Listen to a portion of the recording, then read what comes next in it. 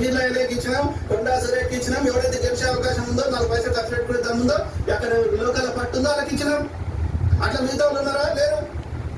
ఇలా ఎస్సీ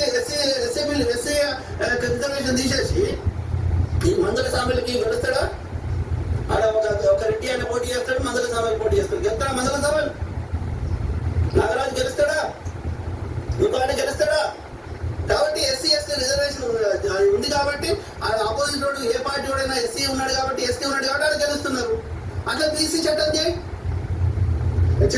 మోడీ చేయమని ఆడ ఏ పార్టీ వాడైనా బీసీ పోటీ చేస్తాడు, గెలుస్తారు. ఎందుకు ఏం టికెట్ లంగ కథలు పడుకుంటా ఒక్కడన్నా సిద్ధంగా కొట్లాయింటా ఇలా బీసీ నాయకులు అని చెప్పిన గాడి కొడుకులు వీళ్ళదేంటి వాడు ఆడ బీజేపీ కొడుకు కుమ్మక్కాయ వీళ్ళు గాడి కొడుకులు కుమ్మక్కాయ బీసీల ఓట్లు వాళ్ళకి బీజేపీ పోటీ వేయించాలని ట్రై చేయడం అంతే. వేయిస్తే వీళ్ళకి లాభం, వీళ్ళకి రావాల్సిన చిల్లర ఏదో ఇస్తారు. చిల్లర కోసం జాతి ద్రోహం చేస్తా అంటే కొట్లాడే దాసు సరే మోడీ గారితో కొట్లాడు, లేకపోతే నరేంద్రతో కొట్లాడు, ఇంకోటి బీసీ లీడర్ ఆర్ కృష్ణ కొట్లాడు. అట్లా ఏ ఉండకూడదు. ఇక్కడ కాంగ్రెస్ ఎంత మంచి చేసినా కాంగ్రెస్ తిట్టుడే. అక్కడ మోడీ ఇక్కడ కాంగ్రెస్ ఎంత మంచి చేసినా కాంగ్రెస్ తిట్టుడే.